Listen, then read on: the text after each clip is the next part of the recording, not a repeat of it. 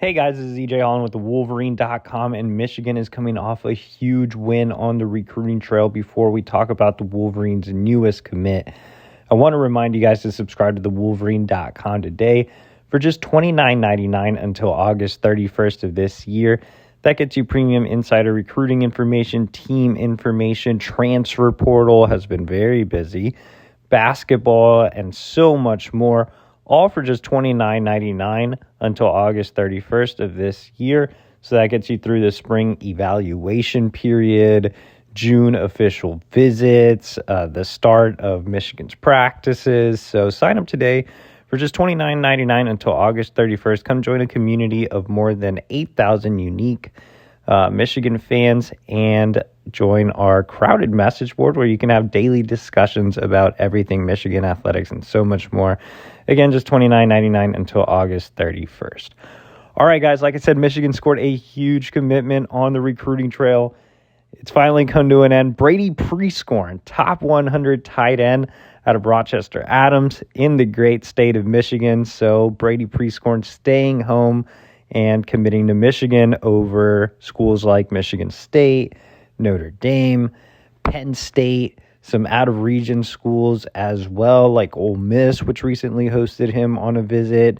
He had SEC schools interested, like Florida and Georgia and Tennessee. Ohio State was interested as well. So we're talking about a big-time prospect, one of the premier tight end recruits in the country. I think when you look at the rankings right now, Brady Prieskorn is the number 5 tight end and the number 66 overall recruit nationally. And looking at the tight ends ranked ahead of him, I think you could make an argument that Brady Prieskorn should be in the top 3. I think Jaden Riddell and Landon Thomas, numbers 1 and 2 per the industry rankings, are very deserving of their rankings. But I think that Brady Prieskorn is right up there. I definitely think, again, he has an argument as a top 3 tight end and is for sure a top 5 tight end, which is what he's ranked at on the industry rankings. And 3 out of the 4 major recruiting services have him as a top 5 tight end nationally, with ESPN actually having him ranked as the number 1 tight end in the country. I had a chance to see Brady Prieskorn live back 2 years ago.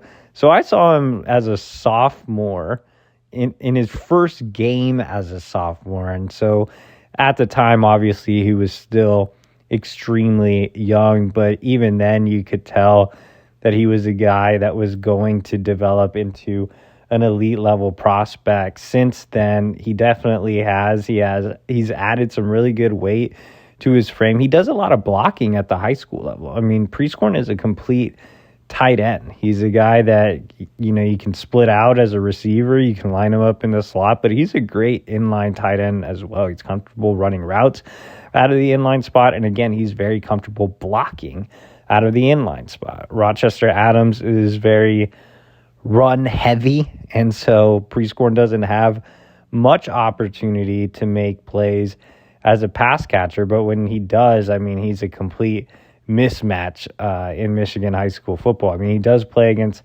top-level competition or some of the top teams around the area. But, what I really like about Prieskorn is just his ability to be a complete tight end.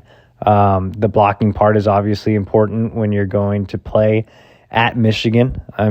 With how run-heavy Michigan is and how run-heavy Adams is, it should be a fairly easy transition for Prieskorn. And as you guys know, Ben Herbert is one of the best strength and conditioning coaches in the country, if not the best. He will continue to add really good weight to Prieskorn's frame, which he still has room to do in both his upper and lower halves. So I expect him to add more strength in general and continue to be a dominant run blocker. But I don't think we've seen just how effective Prieskorn can be as a receiving tight end. Like I said, Adams is so run heavy, and you do see him make a decent amount of plays as a pass catcher when you turn on his highlight film and stuff. But I think Prieskorn can be a dominant force as a split end.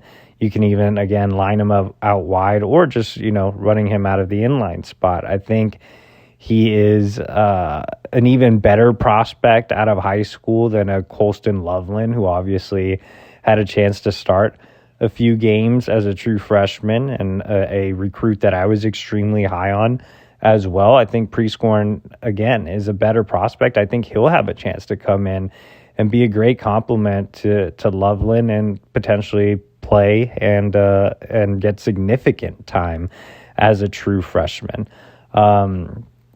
There's just a lot to like about his frame. Again, he's 6'5", 220 pounds. There's a lot to like about his ability to do so many things at the tight end spot.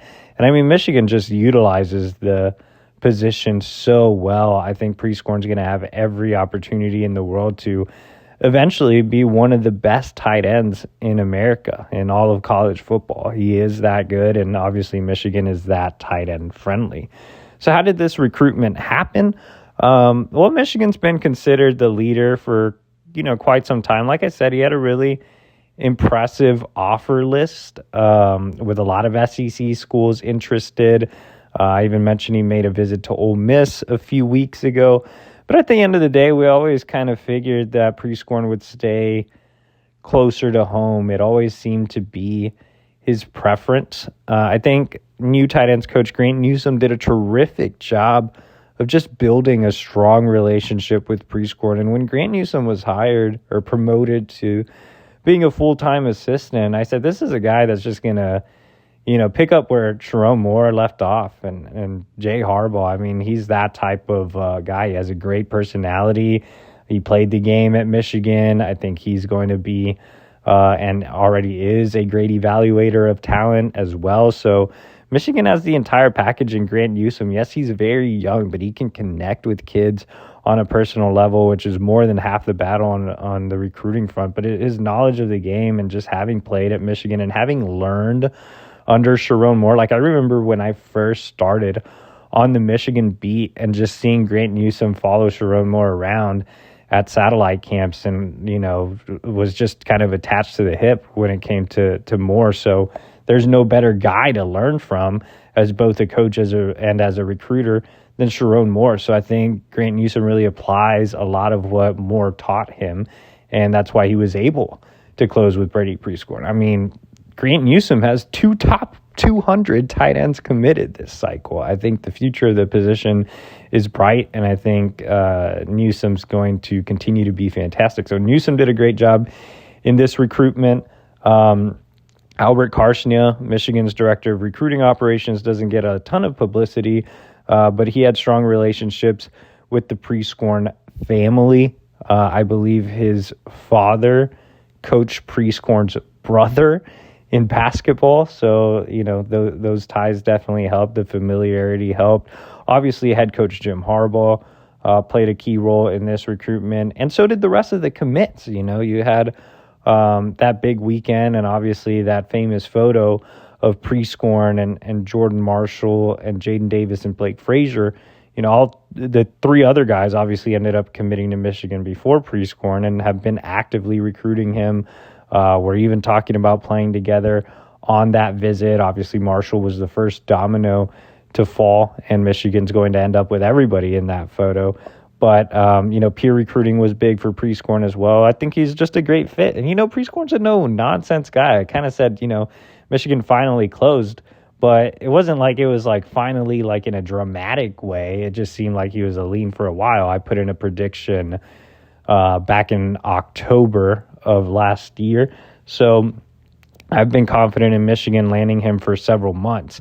But I want to say it wasn't dramatic because Prieskorn just stays out of the limelight, man. This is a kid that hardly does interviews, doesn't attend any events, and that's completely fine, man. If you want to stay low-key, stay low-key.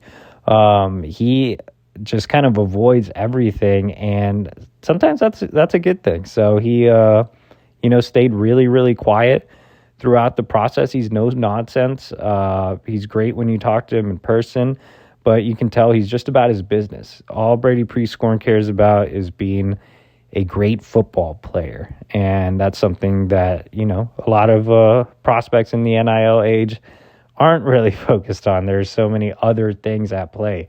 I don't think Brady Prieskorn cares about NIL valuations or anything of that nature. I think he's going to Michigan to play football and be the next great tight end at Michigan.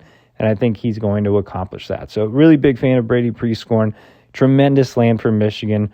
For more Prieskorn coverage, head over to thewolverine.com today. Sign up for just $29.99 until August 31st. Appreciate you guys like this video and subscribe to our YouTube channel. That is completely free.